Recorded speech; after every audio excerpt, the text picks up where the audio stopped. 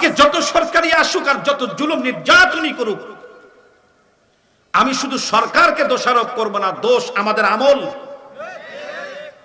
যদি আমাদের আমল ভালো হতো, কোন জালেম আসতো না। আজকে উল্লাপাড়ার মানুষকে জিজ্ঞাসা করতে চাই, বলুন তো উল্লাপাড়া থেকে দুই একজন বেনামাজি আছে?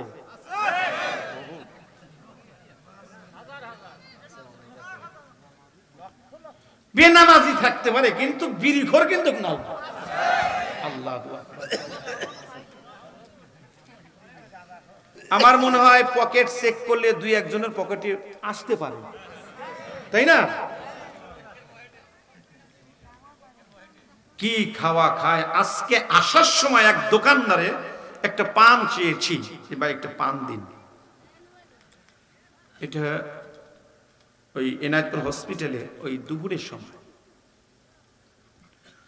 তাহলে আমি গাড়ির উপরে আছি, পানটা তো আমি আগে চেয়েছি, আমাকে আগে দিল। দুই যুবক এসে আমার পাশে দাঁড়িয়ে বলল, গোল্ড গোল্ড ডিপ কি কয় cigarette, gold deep, gold gold leaf, gold leaf. আমি তো শব্দটা উচ্চারণ করতে পারলাম না, মাইন্ড করেন না। গোল্ড লিফ, আরো কি জানি আছে, নেভি। হ্যাঁ, ওই দেখেন প্রশিক্ষণ প্রাপ্ত।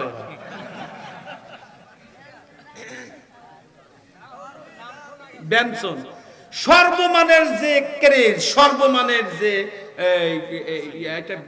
ওটা, ওর নাম হইলো কি মুকুট, হ্যাঁ কি মানে 2 টাকা প্যাকেট না কয় টাকা প্যাকেট জানেন?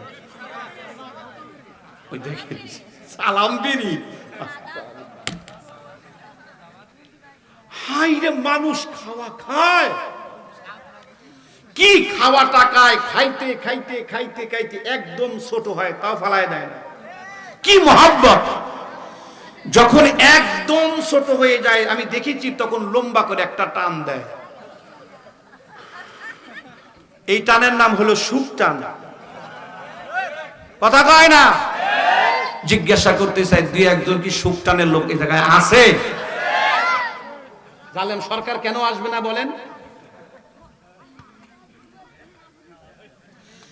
জিজ্ঞাসা করতে চাই, এই উল্লাপাড়ার জমিনে কি দুই একজন দাড়ি ছাড়াওয়ালা মানুষ আছে? কি কাটাটাই কাটে কেন? আপনি কি আজীবন যতদিন বেঁচে আছেন কেটে কি শেষ করতে পারবেন?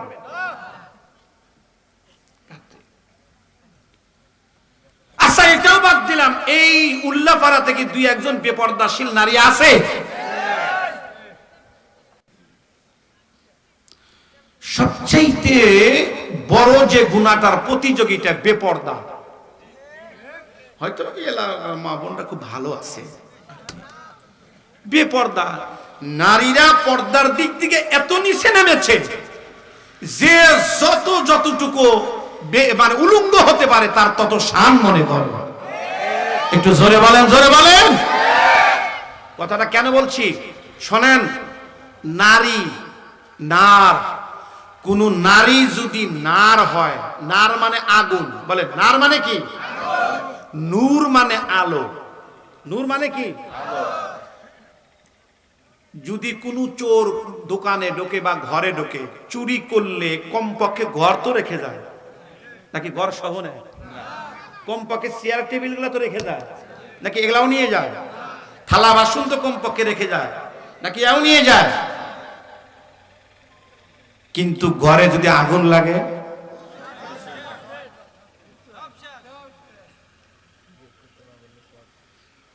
নারী এর যদি নূর হয়, পৃথিবী আলোকিত হয়। সুবহানাল্লাহ কয় না রে? আর নারী যদি নার হয়, একটা নারী, বেশি হওয়া লাগবে না, এই দেশের যদি একজন নারী যদি নার হয়, আগুন হয়, পুরো দেশ শেষ। আমার এই দেশকে পোড়ায়া মারছে এই 2 জন নারী। কথা কমিয়া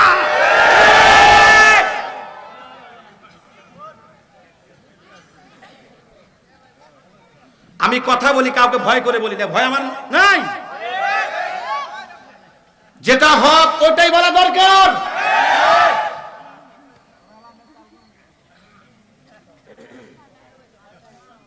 কোরআন হাদিসের যুক্তি মোতাবেক কথা। নারী যদি নার হয়, নারী যদি আগুন হয়, সে দেশ পুড়িয়ে খার খার করে দেয়। এই জন্য আপনাদের চেষ্টা করা এমন এক নারীকে সঙ্গী বানানো আর আল্লাহর কাছে দোয়া করতে থাকা, যে নারীর পেটে জন্মগ্রহণ করবে হুসাইন আহমদ মাদানি, যে নারীর পেটে আসবে কাসেম নানতবি, রশিদ আহমদ গঙ্গোহী, যে নারীর পেটে আসবে আকাবির আসলামের মতো চরিত্রওয়ালা সুসন্তান, যে দেশে আসবে সাইকুল হাদিস, যে দেশে আসবে হক্কানি ওলামা হযরত, এমন একজন নারীর প্রত্যাশা করা আমাদের দরকার আছে না নাই?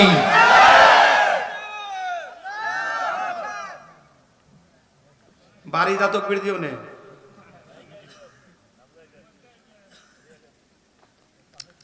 আজকে হযরত আয়েশা সিদ্দিকা মহিলা মাদ্রাসা কে করছে আমি জানি না। আমি যদি রাষ্ট্রীয় ক্ষমতা থাকতো তাকে স্বর্ণপদক দিতাম, আমি তাকে স্বর্ণপদক দিতাম। তবে আমি দিতে পারলাম না, কমপক্ষে অন্তর থেকে তাকে আমি ধন্যবাদ এবং দোয়া করে গেলাম। তোমাদের প্রত্যেকের উচিত এই মাদ্রাসাটাকে আরো গতিশীল করা দরকার। আমাদের নারীদেরকে নূর বানাইতে হবে। আল্লাহর রহমতে আমার 3 বিটি, বেটা নাই। মেহমান একজন আসবে সামনে, আল্লাহর কাছে প্রত্যাশী, যা দিবেন খুশি, তবে বড় আশা কে না করে। সবচেয়ে খুশির খবর হলো 2টি বিটি যখন মাদ্রাসায় যায়, মাহফিল থেকে যখন বাড়িতে যায়, বাড়িতে গিয়ে যখন একটু ঘুমাই, বিশ্রামের প্রয়োজন পড়ে, ফজরের আজান যখন হয়ে যায়, মাথায় হাত বুলে ডাকে, আব্বু আজান হয়ে গেছে উঠুন। পরীক্ষার জন্য বলি, তোদের মায়া নেই? বাবা এত রাত অস করে আসছে, একটু ঘুমাইতে দিবি না? 2 বিটি বলে, আব্বু আমরা পড়েছি একাত্ত নামাজ কাজা হয়ে গেলে 2,88,00,000 বছর জাহান্নাম। 2 বিটি যখন উঠে, আমি যখন নামাজ পড়ি, ওরা যখন সব যায় নামাজে বসে কোরআন নিয়ে বসে, তখন অন্তরটা বাক হয়ে যায়। নারীকে নূর বানাইতে হবে, নার নয়। পৃথিবীতে যত ওলি আল্লাহ এসেছেন, ইতিহাস তালাশ করে দেখেন বাজান, যত ওলি আল্লাহ ছিলেন তাদের মা ওলি ছিলেন।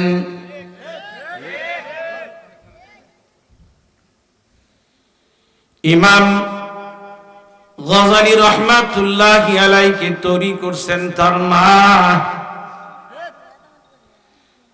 আব্দুল কাদের জিলানী রহমাতুল্লাহ আলাইহি তৈরি করছেন তার মা, বায়েজিদ বুস্তামি রহমাতুল্লাহি আলাইহি তৈরি করছেন তার মা, বাজান রে হুসাইন আহমদ মাদানীকে তৈরি করছেন তার মা, ইমাম বুখারী রহিমাহুল্লাহকে তৈরি করছেন তার মা।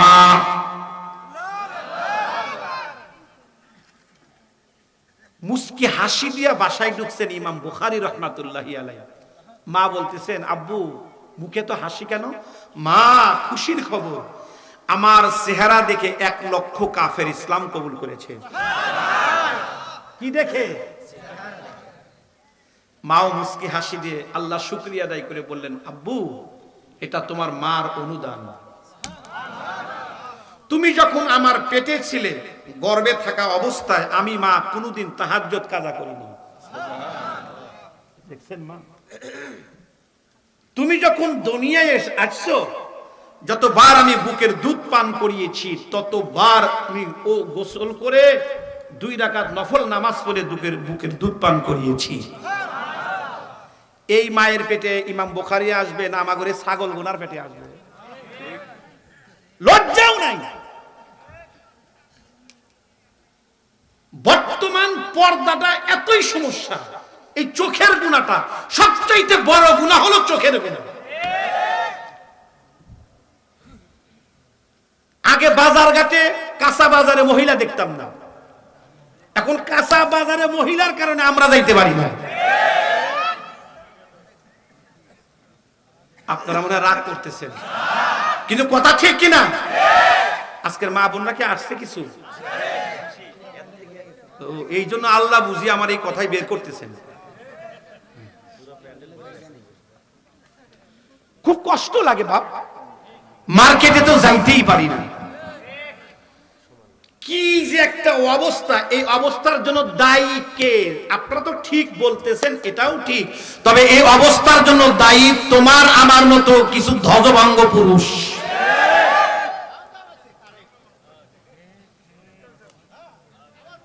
এইরকম কিছু পুরুষ, কথা কন, কথা কন। কে রে? আমার স্ত্রী মার্কেটে যাবে, কাঁচা বাজারে যাবে, আমি রাত জেগে এত পরিশ্রম করে তোকে খাওয়াই, আর তোর চেহারা মানুষে দেখবে, এত বড় সাহস তোরে দিল কে? তুই কেমন পুরুষ? তোর স্ত্রী বেপরদায় যায়, আরে তুই কি ফাঁসি নিয়ে মরতে পারস না?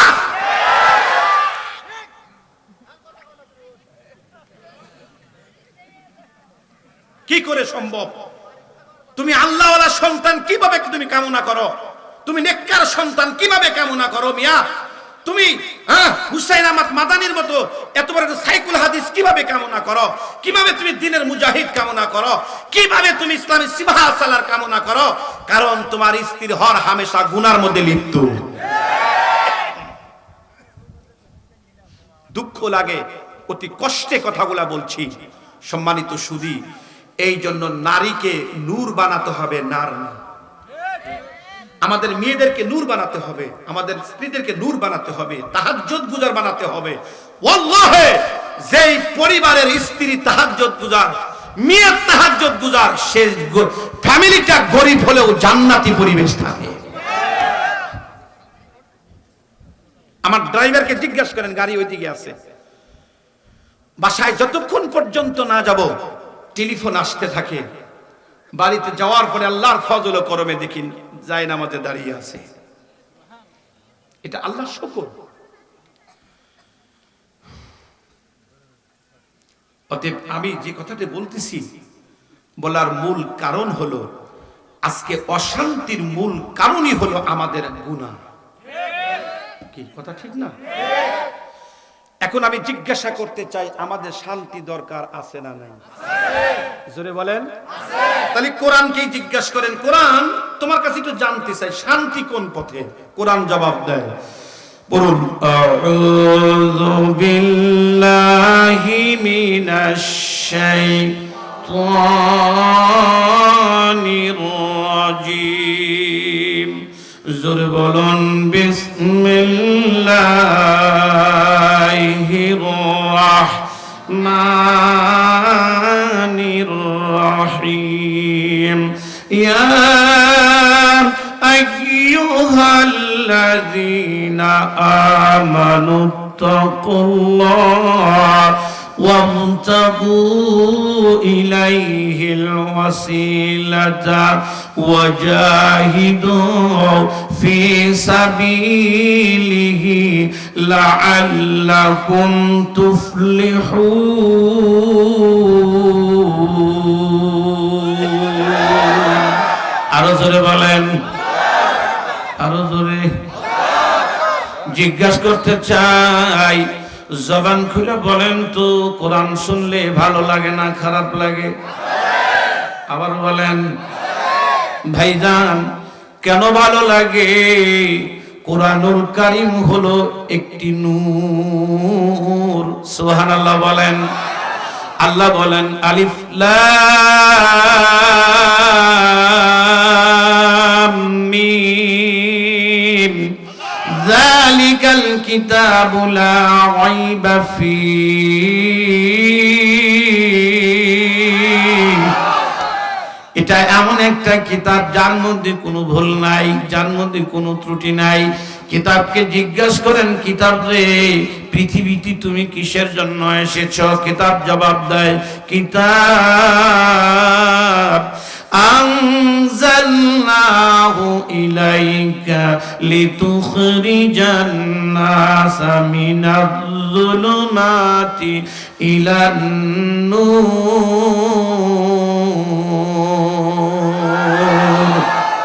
আমি এসেছি অন্ধকার ঘোরাচ্ছন্ন অন্ধকারে নিমজ্জিত মানুষগুলিকে উঠিয়ে আলোর রাস্তা দেখানোর জন্য। আজকে একটু বলো তো আমার রাসূলের চরিত্র কেমন? কোরআন বলে নুন ওয়াল কলামি ওয়া মা ইয়াসতুরুন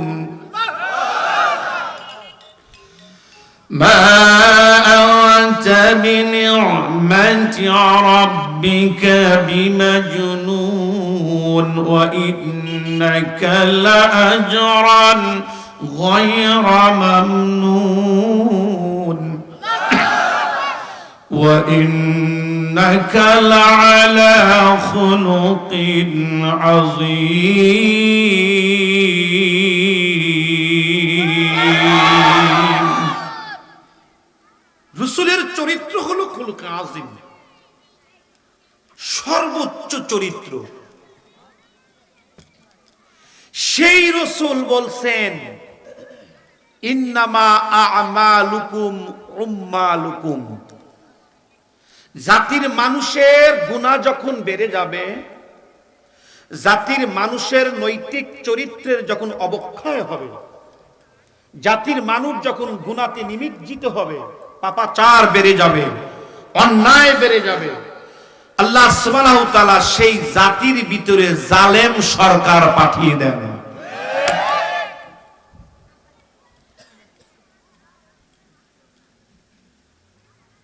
খেলা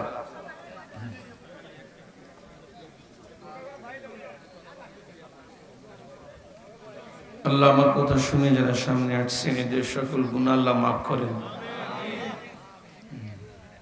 মাশাআল্লাহ, জি জি জি। আল্লাহ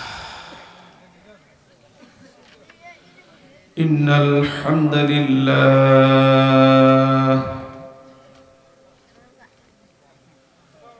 أما بعد فقد قال الله تعالى في كلامه القديم والفرقانه الحميد شكري برون أعوذ بالله من الشيطان الرجيم بسم الله الرحمن الرحيم كتاب أنزلناه إليك لتخرج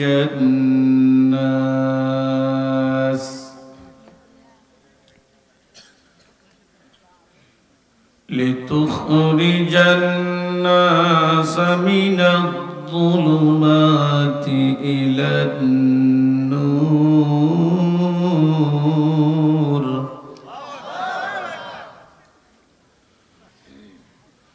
آمنت بالله সবাই পড়ুন সাদাকাল্লাহু মাওলানাল আযীম وقال رسول الله محبة بلون صلى الله عليه وسلم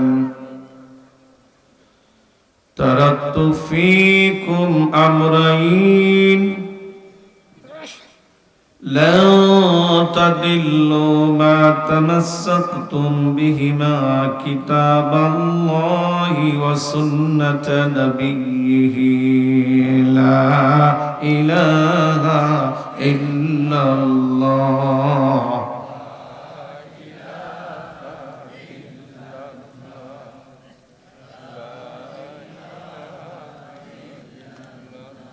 ছোট পোস্টার নেই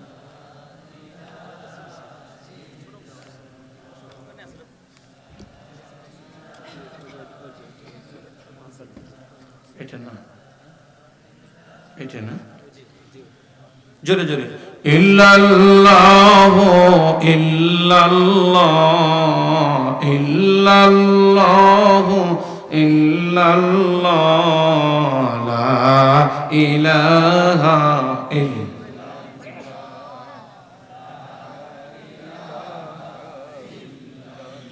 একসাথে অন্তর থেকে বলুন সুবহানাল্লাহ আলহামদুলিল্লাহ লা ইলাহা ইল্লাল্লাহ জোরে লা ইলাহা জোরে ইল্লাল্লাহু ইল্লাল্লাহ ইল্লাল্লাহু ইল্লাল্লাহ লা ইলাহা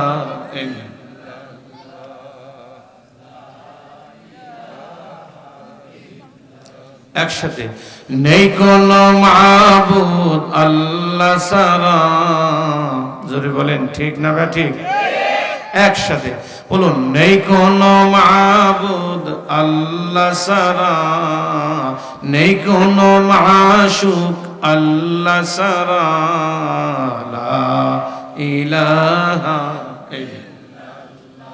জোরে ইল্লাল্লাহু ইল্লাল্লাহ ইল্লাল্লাহু ইল্লাল্লাহ লা ইলাহা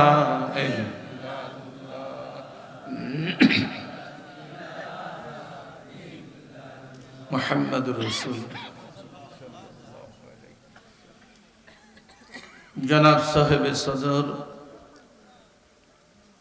ঐতিহ্যবাহী হযরত আয়েশা সিদ্দিকা রাদিয়াল্লাহু তাআলা আনহা মহিলা মাদ্রাসা উদ্যোগে আয়োজিত উম্মতের আম হেদায়েতের লক্ষ্যে ঐতিহাসিক তৃতীয় বার্ষিক তাফসীরুল কুরআন মাহফিলের সবার মধ্যমণি পরম শ্রদ্ধেয় শ্রদ্ধাভাজন সম্মানিত সভাপতি জাতির শ্রেষ্ঠ সন্তান বুজুর্গ হযরত উলামায়ে কেরাম বিভিন্ন অঞ্চল ও মহল্লার এরিয়া থেকে আগত সম্মানিত সুধী বিশেষ করে আগামী দিনের সোনালীর এক সমাজ গড়ার দীপ্ত কাফেলা ইসলামী সিপাহসালার সম্মানিত যুবক ভাইরা পর্দার আড়ালে পর্দানিশীন পর্দারতা অবলা সরলা পরম শ্রদ্ধেয়া কলিজার টুকরা আমার মায়েরা সর্বাগ্রেই জানাই আলিশানের দরবারের শুকর যে রব যে মালিক দিনের নিসবতে উলামা হযরতের সহবতে ফিতনা ফাসাদের জামানা যে সময় চতুর্দিকে চলছে গুনার প্রতিযোগিতা যে সময় মানুষ নেকের কাজে আশ্চর্য হয় গুনার কাজে স্বাভাবিক থাকে বলে তা কেমন কোন যুবক যদি কোনো আল্লাহওয়ালার সহবতে গিয়ে দিনের বুঝ পেয়ে মাথায় টুপি রাখে দাড়ি রাখে জুব্বা পরে কিছু মানুষ বলে যুবক মানুষ তাও দাড়ি রাখছে এই বয়সে নামাজ পড়ে এই বয়সে এই টুপি পরে টুপি রাখবে দাড়ি রাখবে নামাজ পড়বে এটাই নিয়ম ও বিধান এই জন্য মানুষ আশ্চর্য হয় একজন দাড়ি রাখে না টুপি পরে না নামাজ পড়ে না এই জন্য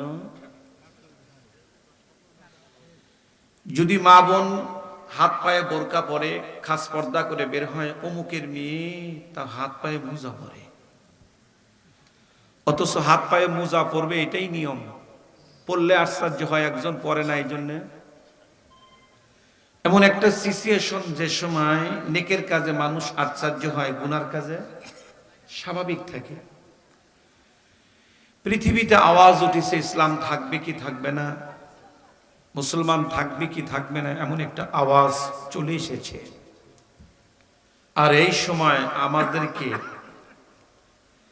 আল্লাহ দয়ার পরশ বশত তিনি কোরআন শোনানোর লক্ষ্যে হেদায়েতের লক্ষ্যে আপনাদের সবচেয়ে মূল্যবান সময়কে কোরবানি করে আরামের বিছানাটাকে হারাম করে দিয়ে আল্লাহ সুবহানাহু ওয়া তাআলা দিনের সহি দুটি কথা শোনার জন্য তাফসীরুল কুরআন মাহফিলে আসার সুযোগ দিয়েছেন এই জন্য সকলে একটু জবান খুলে বলি আলহামদুলিল্লাহ আবার বলুন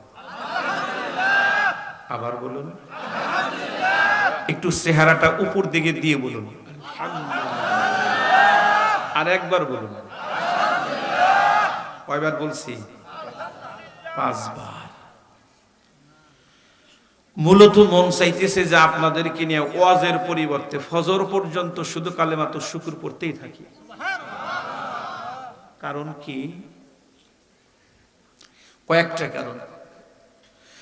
তার মধ্যে 1 নম্বর কারণ হলো আয়েশা সিদ্দিকার তাফসীরুল কোরআন মাহফিলের খবর, সংবাদ, বিভিন্ন পত্রিকা, অনলাইন পোস্টার, মাইকিং, ব্যানার বিভিন্নভাবে বিভিন্ন জনের কর্ণকুহরে পৌঁছেছিল।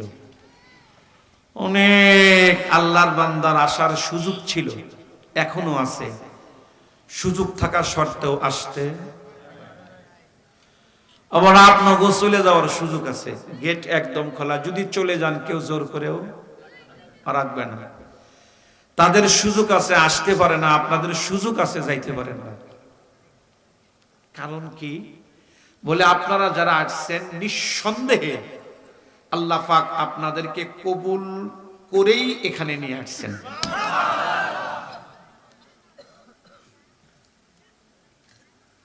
বরংস আমি মনে করি যে আমি কিছু জান্নাতি মানুষের চেহারা দেখতেছি। আপনারা জান্নাতি, আমিন বলেন, আমিন বলেন। আমি আল্লাহর কাছে দোয়া করি, আই রব্বে কারীম, আজকে যারা এখানে এসেছে তুমি এদেরকে জান্নাতি হিসাবে কবুল করো।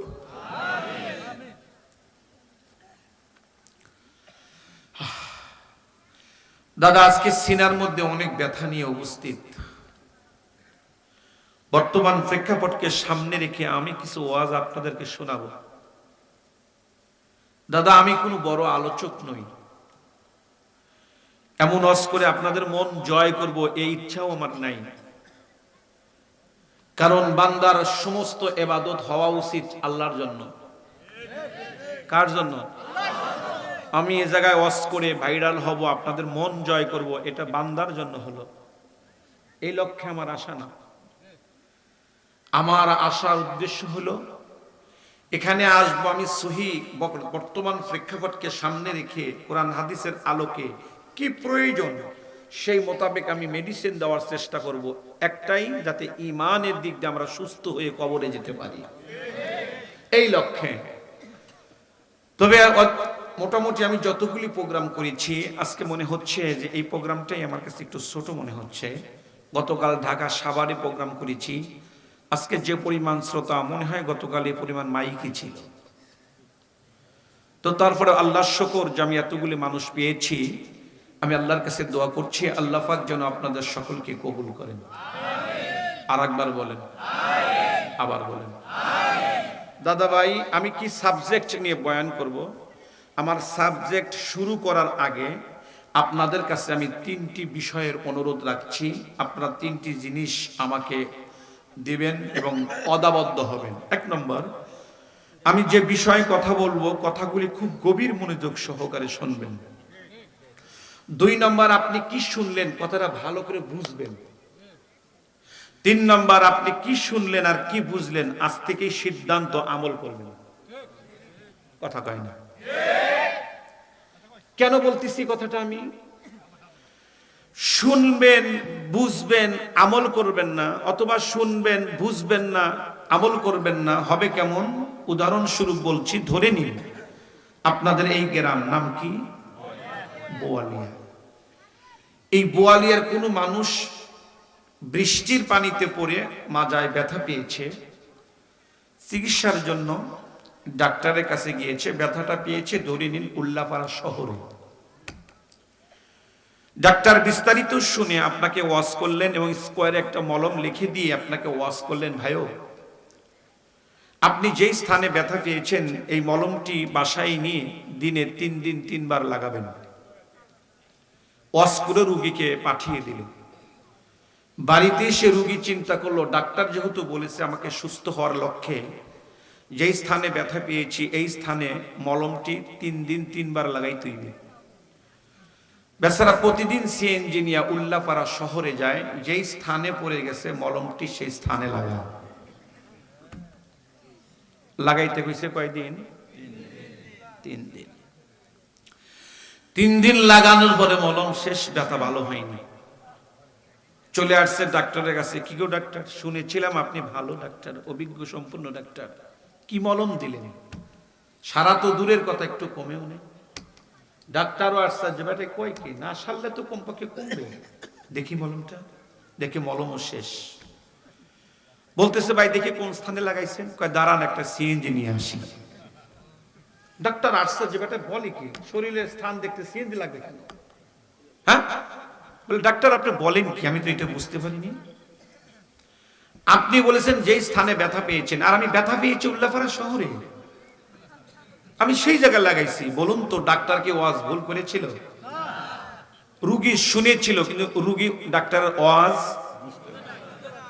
বুঝে নাই। না বোঝার কারণে মলমটা জায়গা মতো প্রয়োগ করে নাই। আর মলম জায়গা মতো প্রয়োগ না হওয়ার কারণে ব্যথাও সারে নাই। আমি এই জন্য বলতেছি, আমি ওয়াজ করব, আপনারা শুনবেন, বুঝবেন না, অথবা শুনবেন, বুঝবেন, আমল করবেন না। এরকম মাহফিল কিয়ামত পর্যন্ত হতে থাকবে, কোনো দিন আমাদের আমল ঠিক হবে না। এর জন্যই উদাহরণ দিয়েছি, ওয়াজ কম হয় না। কত বক্তা টেজে মরে গেল। উল্লাপাড়ার প্রসিদ্ধ বক্তা রেজাউল করিম কাউসারি, উনি আমাদের এলাকায় ওয়াজ করতে গিয়ে টেজে ইন্তেকাল করছেন। উনি এরপরে আব্দুল হক আব্বাসী রহমাতুল্লাহ আলাইহি ওয়াজ করে চলে গেল। আল্লামা দেলোয়ার হোসেন সাইদী রহমাতুল্লাহ আলাইহি তো শাহাদাতি বরণ করলো। বড় বড় ওলামা হযরত এই পৃথিবী থেকে চলে গেল চিল্লাইতে চিল্লাইতে। আজও চিল্লানো হচ্ছে, কিন্তু মাহফিলও ঠিকই হয়, ওয়াজ তাফসীর মাহফিলও ঠিকই হয়, লক্ষ লক্ষ জনতা হয়। আবার এদেশে সুদ ঘুষ দুর্নীতিও ঠিক হয়। কেন হয়? বরং দিন যত যাচ্ছে, বরং সমাজে ভাইরাস আর ক্যান্সার, বেআমল সবকিছু ছড়িয়ে যাচ্ছে। কেন? বলে মানুষ ওয়াজ শোনে, হয়তো বোঝে, কিন্তু শোনে আর বোঝে, ঠিক আমল করে না। তো সম্মানিত, শুধু এই জন্য আপনাদের কাছে আমি অনুরোধ করেছি, শুনবেন, বুঝবেন, আজ থেকেই সিদ্ধান্ত, আমল করবেন ইনশাআল্লাহ। বলেন ওয়াদা, বলেন ওয়াদা। কে কে আমল করবেন হাত উঁচু করেন। তাকবীর লাগান একটা জোরে করে দেখি এখন।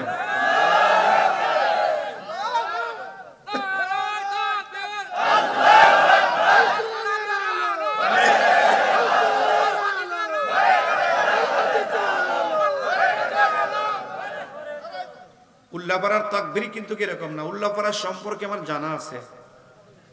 উল্লাপাড়ার তাকবীর হবে তো সামিয়ানা থাকবে কেন? কি এই জন্য তাকবীর, আল্লাহর তাকবীরটা যেন জোরে হয়, তাই না? তো আমি আপনাদের কাছে আশা রাখতেছি, আমল করবেন তো ইনশাআল্লাহ। বাস কমপ্লিট। আসুন এখন কি বিষয়ে কথা বলবো, কোন সাবজেক্ট নিয়ে? আমি যে সাবজেক্ট নিয়ে কথা বলতে চাচ্ছি দাদা ভাই, সেটা হলো এই, আপনারা জানেন বর্তমানে পৃথিবীতে প্রায় 228টি রাষ্ট্র, 195টি স্বাধীন রাষ্ট্র। 195টি স্বাধীন রাষ্ট্রের ভিতরে গুরুত্বপূর্ণ স্বাধীন একটি দেশ, পরিচিত একটি দেশ, বিশ্বের মানচিত্রে উল্লেখযোগ্য একটি দেশ আমার মাতৃভূমি বাংলাদেশ। ইস, দুঃখজনক হলেও সত্য, একসময় আমরা ভারতবর্ষ নামে পরিচিত ছিলাম। সংখ্যালঘু ধর্মের ভিত্তিতে আমরা ভারত থেকে পাকিস্তানকে আলাদা করেছিলাম।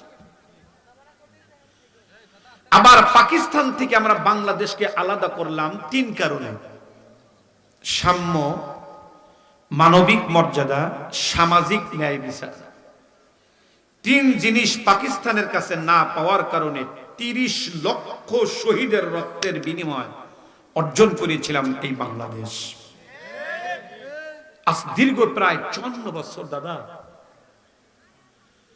54 বছরে এই পাকিস্তানের কোন নেতৃত্ব কর্তৃত্ব বাংলাদেশে নেই, যে কারণে স্বাধীন করেছিলাম। আজকে কত দলের পরিবর্তন হলো, কত নেতার পরিবর্তন হলো, কত এসপির পরিবর্তন, কত ডিসির পরিবর্তন, কত মেম্বার চেয়ারম্যানের পরিবর্তন, কত থানার ওসির পরিবর্তন, কিন্তু জাতির ভাগ্যের কোনো পরিবর্তন হলো না।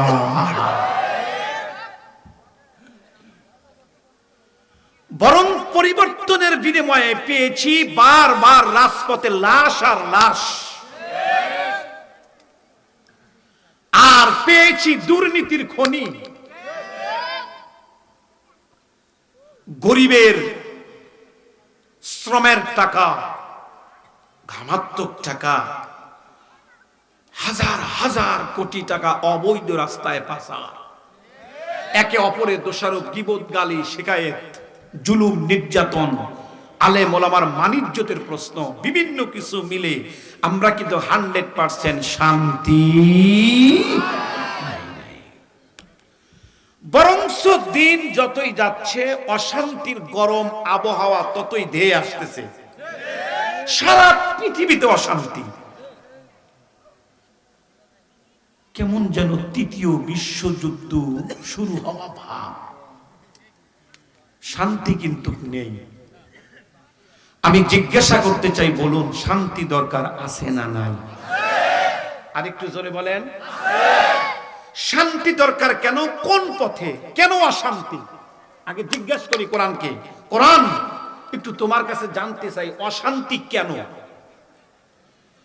কোরআন বলেন, যাহারাল ফাসাদু ফিল বাররি ওয়াল বাহরি বিমা কাসাবাত আইদিন নাস।